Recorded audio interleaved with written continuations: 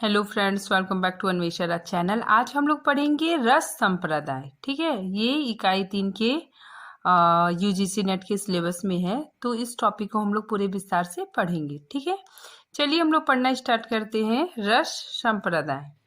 ठीक है, सबसे पहले समझते हैं काव्य की आत्मा। काव्य की आत्मा क्या है? देखिए, काव्य की आत्मा, ठीक है, देखिए काव्य शास्त्र में आत्मा से आशय काव्य का वह आधारभूत तत्व है जिसके अभाव में काव्य का काव्यत्व ही समाप्त हो जाता है। ठीक है, मतलब काव्य की आत्मा क्या है कि जिसके अभाव में काव्य का काव्यत्व ही समाप्त हो जाता है। ठीक है, तो ये इसकी परिभाषा है। देखिए आगे, देखिए संस्कृत काव्य शास्त्र में काव्य की आत्मा को लेकर विविध मत है। ठीक है, तो संस्कृत काव्य शास्त्र में काव्य की आत्मा को लेकर विभिन्न विद्वानों के विभिन्न विभिन्न मत हैं। ठीक है, देखिए संस्कृत आचार्यों में भरत मुनि ने रस को, ठीक है, भरत मुनि ने काव्य की आत्मा किसे माना है? रस को। ठीक है, कुंतक ने वक्रोक्ति को, ठीक है, और क्षेमेंद्र ने औचित्य को काव्य का मूल तत्व स्वीकार किया है। ठीक है, देखिए काव्य की आत्मा के प्रश्न को लेकर ही काव्य शास्त्र के 6 संप्रदायों का आविर्भाव एवं विकास हुआ। ठीक है, देखिए हम लोग इधर देखते हैं संप्रदाय और इसके प्रवर्तक। ठीक है, देखिए रस संप्रदाय, इसके प्रवर्तक कौन है? भरत मुनि। ठीक है, अलंकार संप्रदाय के प्रवर्तक भामा हैं। ठीक है, नेक्स्ट देखिए रीति संप्रदाय के प्रवर्तक वामन। ध्वनि संप्रदाय के प्रवर्तक आनंद वर्धन। ठीक है, नेक्स्ट देखिए वक्रोक्ति संप्रदाय के प्रवर्तक कुंतक है। ठीक है, काफी इंपॉर्टेंट है, क्वेश्चन इससे आता है, आप लोग पूरा याद कर लीजिएगा। नेक्स्ट देखिए औचित्य के प्रवर्तक कौन है? क्षेमेंद्र। ठीक है, आगे देखिए संस्कृत काव्य शास्त्र का सबसे प्राचीन संप्रदाय रस संप्रदाय को माना जाता है। ठीक है, तो संस्कृत काव्य शास्त्र का सबसे प्राचीन संप्रदाय कौन सा है? रस संप्रदाय। ठीक है, नेक्स्ट यजुर्वेद के उपनिषद तैत्तिरीय उपनिषद में मान्यता है कि रसोवेशा, ठीक है, अर्थात रस आनंद स्वरूप ब्रह्म है। ठीक है, तो रस क्या है? आनंद स्वरूप ब्रह्म है। ठीक है, ये कहाँ कहा गया है? आयुर्वेद के उपनिषद तैत्तिरीय उपनिषद में। ठीक है, यह मान्यता है कि रस आनंद स्वरूप ब्रह्म है। ठीक है, देखिए रस को ब्रह्मानंद का समानार्थी भी कहा जाता है। ठीक है, नेक्स्ट देखिए आचार्य भट्ट नायक ने रस को ब्रह्मानंद सहोदर कहा है। ठीक है, नेक्स्ट देखिए अग्नि पुराण में रस को काव्य की आत्मा स्वीकार किया गया है। ठीक है, तो अग्नि पुराण में रस को काव्य की आत्मा स्वीकार किया गया है। ठीक है, नेक्स्ट देखिए रस का विभक्ति परक अर्थ है आस्वादन कहा भी गया है। ठीक है, तो रस की जो उत्पत्ति है उसका अर्थ क्या है? आस्वादन भी कहा गया है। ठीक है, देखिए रस्यते आस्वादते इति रसा। ठीक है, देखिए काव्य को पढ़ने, सुनने और देखने से जो आनंद की अनुभूति होती है वही रस होता है। ठीक है, नेक्स्ट देखिए जनश्रुति के अनुसार रस के प्रथम निरूपणकर्ता के तौर पर नंदी केशव का नाम मिलता है। ठीक है, तो जनश्रुति के अनुसार रस का प्रथम प्रयोगकर्ता कौन है? नंदी केशव। ठीक है, नंदी केशव का नाम मिलता है, किंतु प्राप्त सामग्री के आधार पर भरत मुनि को ही इसका प्रवर्तक माना जाता है। आचार्य भरत मुनि ने रस और भाव का विवेचन नाट्य शास्त्र के षष्ठम और सप्तम, ठीक है, मतलब 6वें और 7वें अध्याय में किया है। ठीक है, उनके अनुसार, ठीक है, भरत मुनि ने एक सूत्र दिया है। देखिए ये सूत्र क्या है? विभावानुभाव भय विचारी संयोगाद्राश निष्पत्ति। ठीक है, मतलब विभाव, अनुभव और व्यभिचारी के संयोग से रस की निष्पत्ति होती है। ठीक है, तो ये सूत्र काफी इंपॉर्टेंट है। किसने दिया है? तो भरत मुनि ने दिया है। ठीक है, देखिए भरत मुनि ने भरत मुनि ने नाट्य शास्त्र में रस कितने माने? 8 रसों को उन्होंने मान्यता दी है। ठीक है, देखिए इन्होंने जबकि अस्थाई भाव को भरत मुनि ने कोई भी जिक्र नहीं किया है। ठीक है, तो भरत मुनि ने क्या किया?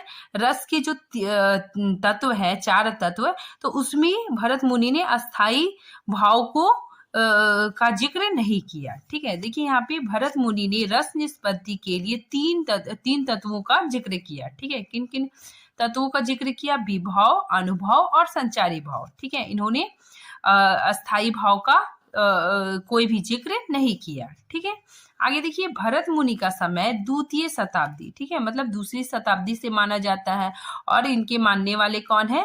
बलदेव उपाध्याय ने माना है कि भरत मुनि का समय दूसरी शताब्दी है। ठीक है, देखिए रचना नाट्यशास्त्र।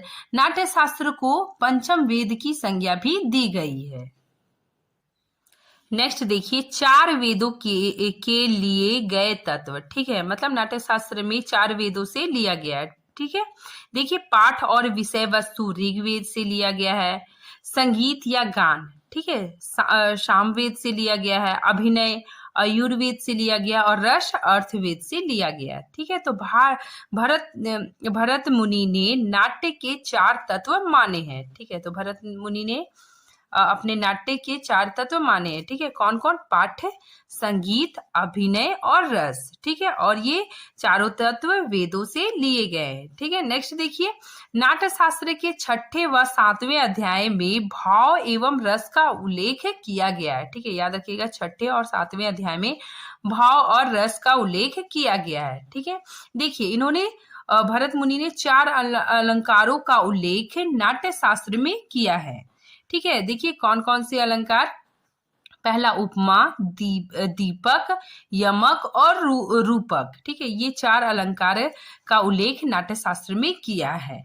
ठीक है, नेक्स्ट देखिए भरत मुनि ने नाट्य शास्त्र में 8 रसों का उल्लेख किया है। ठीक है, तो भरत मुनि ने 8 रस माने हैं। ठीक है, और उन्होंने अपने नाट्य शास्त्र में 8 रसों का उल्लेख किया है। कौन कौन? देखिए श्रृंगार, हास्य, करुण, रौद्र, वीर, भयानक, भीभत्स और अद्भुत। ठीक है, इन 8 रसों की चर्चा भरत मुनि ने की है। ठीक है, शांत रस, ठीक है, जो 9वां रस है। ठीक है, तो भरत मुनि ने शांत रस को मतलब रस नहीं माना है। ठीक है, तो यहाँ पे देखिए शांत रस जो 9वां रस है, उद्भट। ठीक है ना, तो ये किसने माना? उद्भट ने माना है शांत रस को। ठीक है, तो उद्भट ने शांत रस की कल्पना की है। नेक्स्ट देखिए वात्सल्य। वात्सल्य रस किसने माना है? विश्वनाथ जी ने वात्सल्य रस को माना है। अब देखिए भक्ति रस। ठीक है, भक्ति रस किसने माना है? रूप गोस्वामी जी ने। ठीक है, अब देखिए विभिन्न आचार्यों द्वारा रस निरूपण। ठीक है ना, तो देखिए विद्वानों ने क्या क्या कहा है।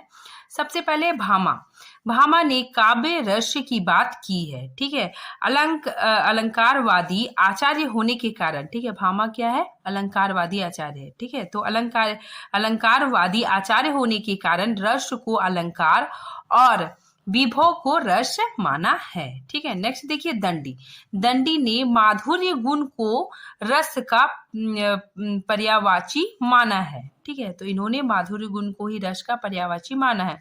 दंडी का मत है कि सभी अलंकारों का ध्येय काव्य को रसमय करना है। ठीक है, नेक्स्ट देखिए आनंद वर्धन जी ने क्या कहा है। आनंद वर्धन ने रस को केंद्र बिंदु मानते हुए समस्त काव्य तत्वों का महत्व माना है।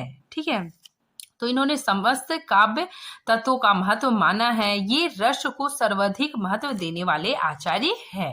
ठीक है, नेक्स्ट देखिए आचार्य क्षेमेंद्र ने रस को ही आधार मानकर औचित सिद्धांत का प्रतिपादन किया है। ठीक है, नेक्स्ट देखिए देव ने भी शब्द रसायन, इनका ग्रंथ है। ठीक है, शब्द रसायन में स्पष्ट किया है कि रस काव्य का सार तत्व है। ठीक है, नेक्स्ट देखिए महावीर प्रसाद द्विवेदी के अनुसार रस कविता का सबसे बड़ा गुण है। ठीक है, नेक्स्ट देखिए रस विवेचन का स्वर्ण युग कब से माना जाता है?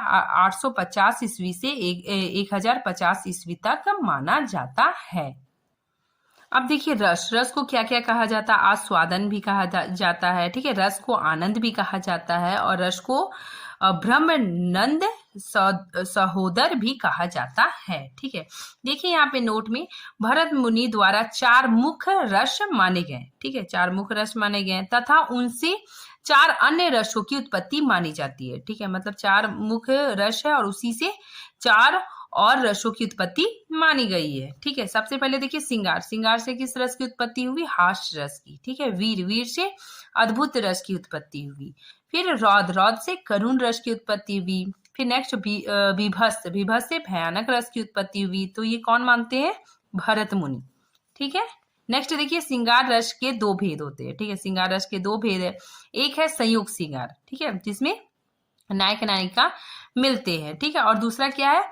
वियोग सिंगार, ठीक है। वियोग सिंगार या फिर विपर्लभ सिंगार, ठीक है, जिसमें नायक नायिका एक दूसरे से बिछड़ते हैं, ठीक है।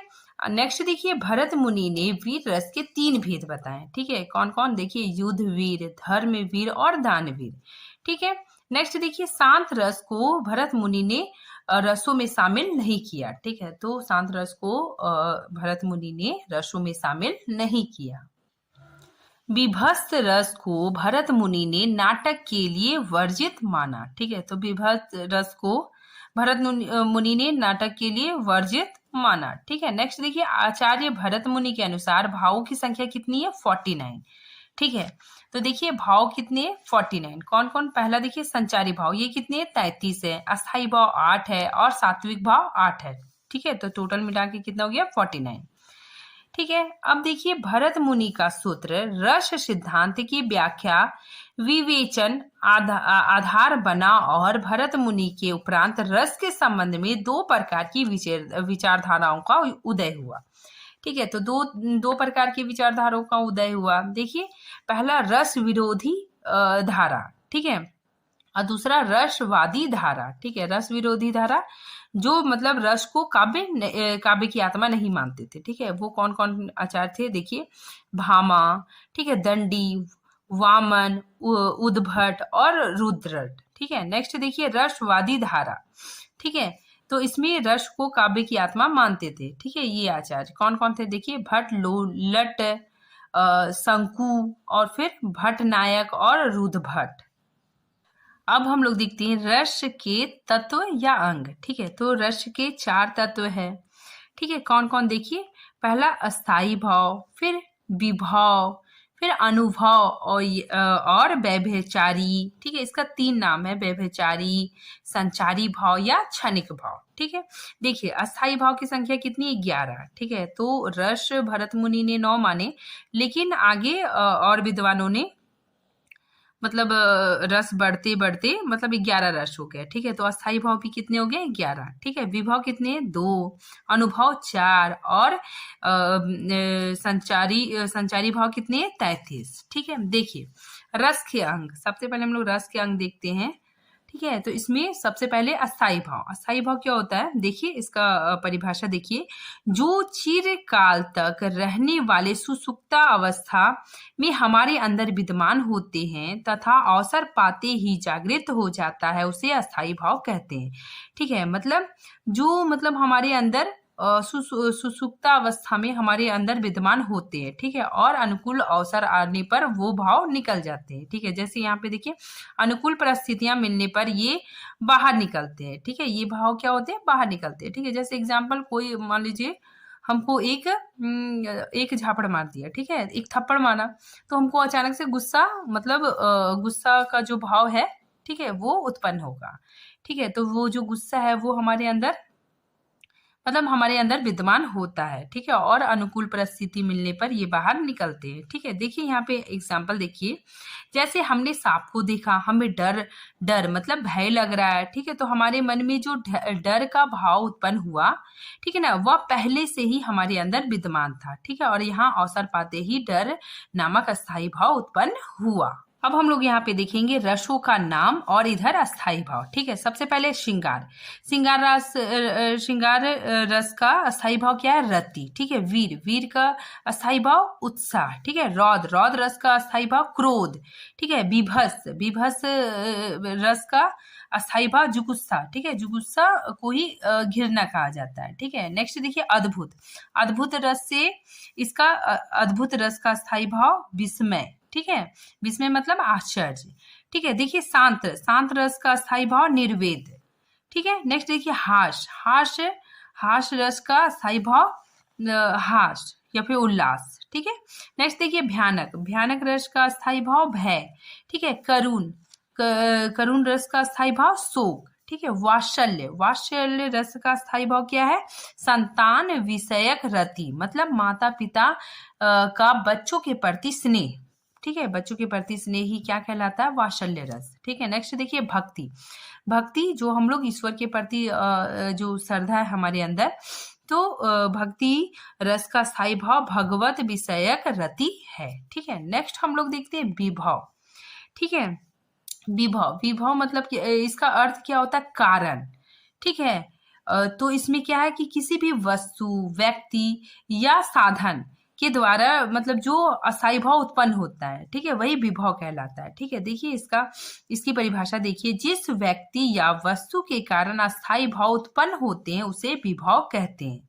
ठीक है, मतलब जो रीजन, मतलब हमको गुस्सा क्यों आया, ठीक है, तो वो कारण ही क्या कहलाएगा? विभव कहलाएगा। ठीक है, मतलब जिसकी वजह से अस्थायी भाव उत्पन्न होता है वही विभव कहलाता है।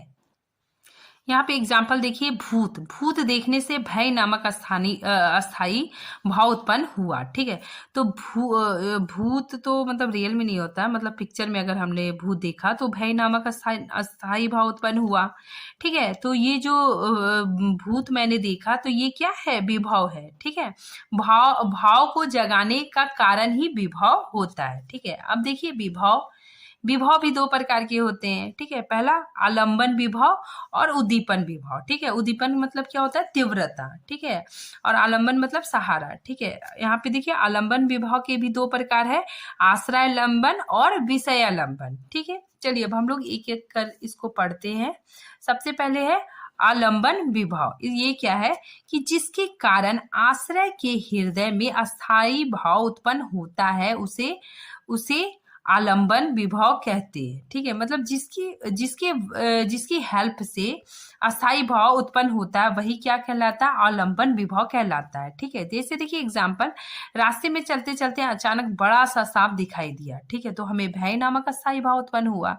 ठीक है, तो वो जो सांप है जिसकी वजह से हमें डर लगा, तो सांप क्या हो जाएगा? आलंबन विभव। ठीक है, मतलब हम लोग देखते हैं आश्रय। ठीक है, आश्रय आलंबन क्या है कि जिसके मन में भाव, ठीक है, यानी डर का भाव, ठीक है, उत्पन्न हो वो आश्रय लंबन होता है। ठीक है, और विषय लंबन क्या होता है कि जिसके कारण, ठीक है, जिसके कारण भाव उत्पन्न हुआ वो विषय लंबन हो गया। ठीक है, जैसे सांप, सांप को देख के हमको डर लग रहा है तो सांप क्या हो जाएगा? विषय लंबन। ठीक है, और हमको डर लग रहा है, ठीक है ना, डर हम रहे हैं तो हम क्या हो गए? आश्रय लंबन। ठीक है, समझ में आ गया?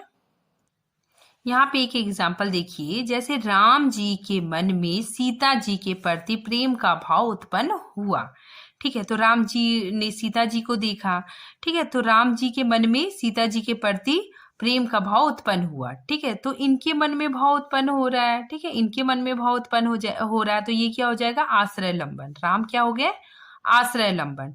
ठीक है, और किसके वजह से हो रहा है? तो सीता जी की वजह से, तो सीता क्या हो गई?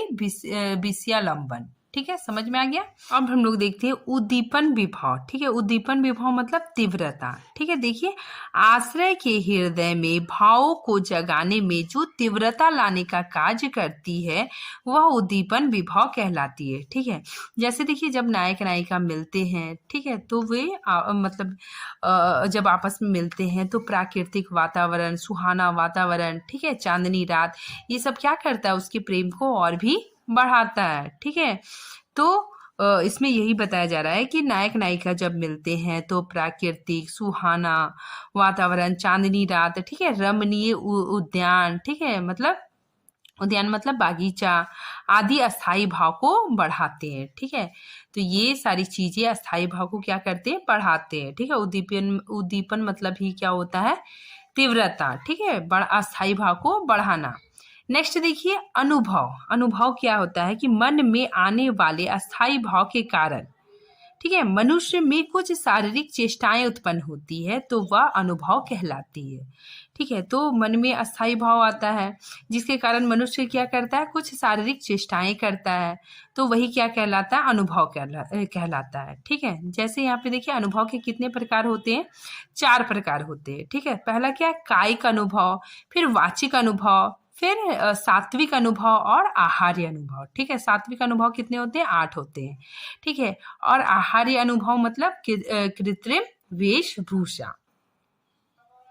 सबसे पहले कायिक अनुभव। कायिक अनुभव क्या होता है कि अंगों के द्वारा जो चेष्टाएं प्रदर्शित की जाती है उसे कायिक अनुभव कहते हैं। ठीक है, कायिक अनुभव मतलब जो शरीर से होता है। ठीक है, जैसे देखिए कोई हंसता है तो कोई जोर जोर से हंसता है, कोई ताली बजा बजा के हंसता है, तो वो क्या कर रहा है, शारीरिक चेष्टाएं कर रहा है, तो ये क्या हो जाएगा, कायिक अनुभव। ठीक है, देखिए कायिक का अर्थ क्या होता है, काया या शरीर। ठीक है, मतलब वो अंगों के द्वारा जो करता है, जैसे उछलना, कूदना, इशारा करना, कोई उछल उछल के हंसता है, तो ये क्या हो जाएगा, कायिक अनुभव।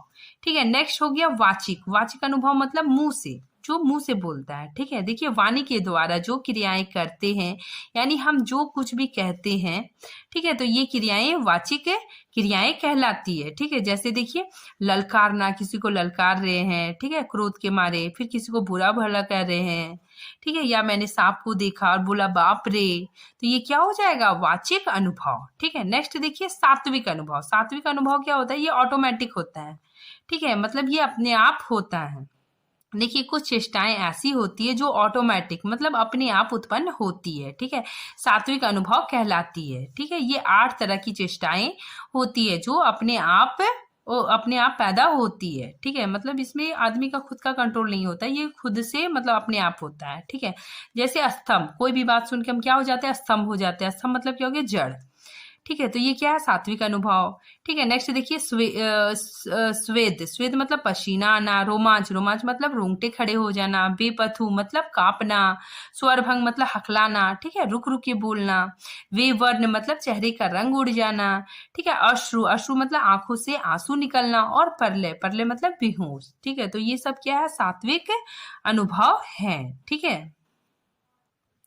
नेक्स्ट हम लोग देखते हैं आहार्य अनुभव। ये क्या होता है, देखिए आहार्य अनुभव में आरोपित या कृत्रिम वेशभूषा होता है। ठीक है, जैसे केसर या वस्त्र धारण करना, तो ये क्या हो गया, आहार्य अनुभव। ठीक है, जैसे देखिए कोई कृष्ण भगवान बन जाता है, पीला पीला वस्त्र धारण कर लेता है। ठीक है, जो फिर नेक्स्ट हो गया जो शिव जी का मतलब वस्त्र धारण कर लेता है कोई इंसान। ठीक है, और वो नाटक में मतलब अपना रोल प्ले करता है, तो ये क्या हो जाएगा, आहार्य अनुभव। ठीक है, तो इसमें क्या होता है, कृत्रिम वेशभूषा धारण करता है।